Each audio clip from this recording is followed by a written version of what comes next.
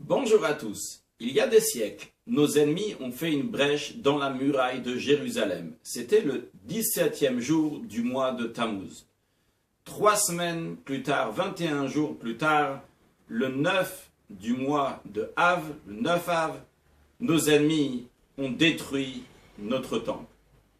Depuis, on est en exil et on fait ce qu'on appelle les 3 semaines qui commencent avec le jeûne du 17 Tammuz et qui finissent avec le jeûne du 9 Av.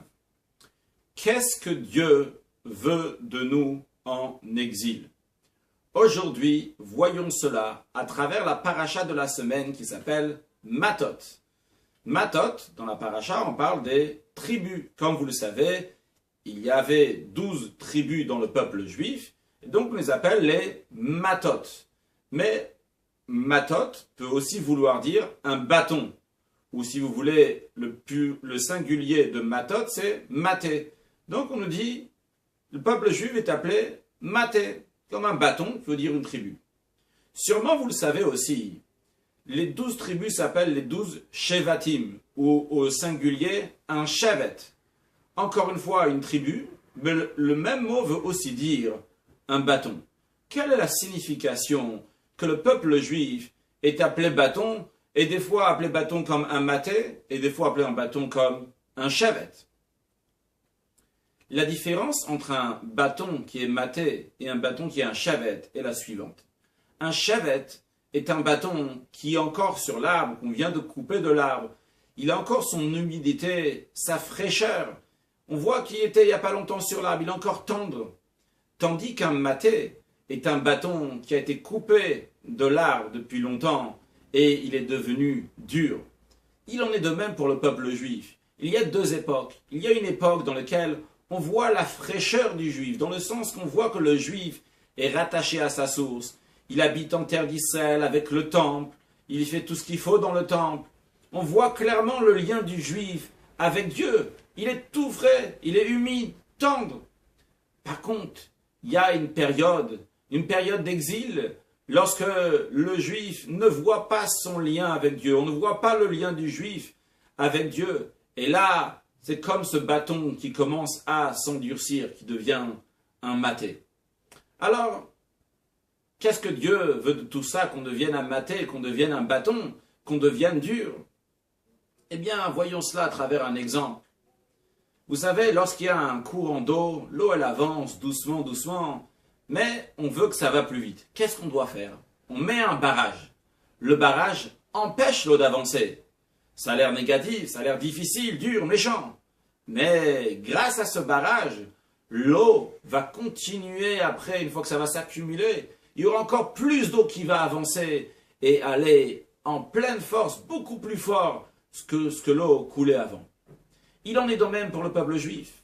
Lorsqu'on était en terre d'Israël avec le temple, on avait un lien direct, constant avec Dieu. Mais ce lien-là était, si vous voulez dire, facile, mais doucement.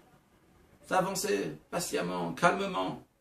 Par contre, lorsque le juif est en exil, et c'est plus difficile, il ne voit plus son lien avec Dieu, eh bien, à ce moment-là, il fait des efforts, et il devient très dur, dans le sens qu'il doit surmonter des épreuves qu'il n'y avait pas à l'époque. Il y a des tendances et des instincts qui n'existaient pas ou qu'on n'avait pas. Et il doit le surmonter, ne pas se comporter comme son entourage. À ce moment-là, il devient de plus en plus dur et de plus en plus fort. Et ce n'est pas seulement pour le peuple juif en général. Il en est de même pour chaque juif personnellement. Nous avons tous une neshama, une âme divine. Cette âme divine, c'est une parcelle de Dieu. Avant de descendre dans notre corps, elle était auprès de Dieu. Là-bas, elle aimait Dieu, elle craignait Dieu. Tout ce qui l'intéressait, c'était du spirituel. Pourquoi Dieu a envoyé cette âme dans un corps avec un âme animale qui veut déranger, qui ne veut pas laisser, qui fait un barrage à cette âme divine de se comporter comme elle veut? Eh bien, c'est encore une fois pour montrer les qualités de l'âme divine, qu'elle est capable de surmonter le barrage et d'aller encore de plus en plus fort.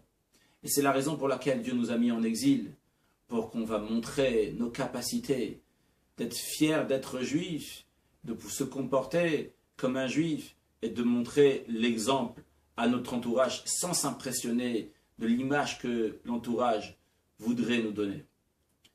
Tout cela, ce qu'on vient de dire, qui est lié avec la paracha de Matot, est lié aussi avec la période des 3 semaines dans laquelle on se trouve. Lorsque Dieu a dit au prophète Jérémie de prophétiser la destruction du temple, la première des choses, la première vision qu'il lui a donnée était celle d'un bâton d'amandier. Pourquoi un bâton d'amandier? En hébreu, l'amande, ça se dit shaked. Shaked a aussi un double sens qui est s'empresser. Et Dieu lui a dit, je te montre ce bâton d'amandier parce que shaked, je m'empresse à faire ce que j'ai dit au peuple juif. Alors a priori, la simple raison d'un amandier, c'est parce que l'amandier, depuis le moment où il bourgeonne jusqu'à le moment qu'il donne ses fruits, ça met que 21 jours, ça va très très vite. Alors, de la même manière, Dieu il a dit, je m'empresse. Mais dans le sens profond des choses, c'est beaucoup plus beau. Une amande, au début, elle est amère. Et quand elle finit de mûrir, elle est douce. Et ça, c'est le message de la période de 3 semaines. C'est une période, a priori, difficile. Mais le but de cette difficulté, le but de cet exil, c'est de changer ce qui est dur, qui est amer, en quelque chose qui est doux, qui est tendre. Alors, on passe des fois des moments difficiles en exil. Il ne faut pas baisser les bras. Il faut savoir que même les choses qui ont l'air négatives, ils ont du positif à l'intérieur. Et très prochainement, on verra le positif qu'il y a dans cela avec la venue de Mashiach. Donc, bon courage. Ne baissons pas les bras. Sachons que notre exil est là pour qu'on va se renforcer. Et Dieu nous donnera les forces pour continuer, avancer et faire des bonnes choses. Et amener la venue de Mashiach. Now, une excellente journée.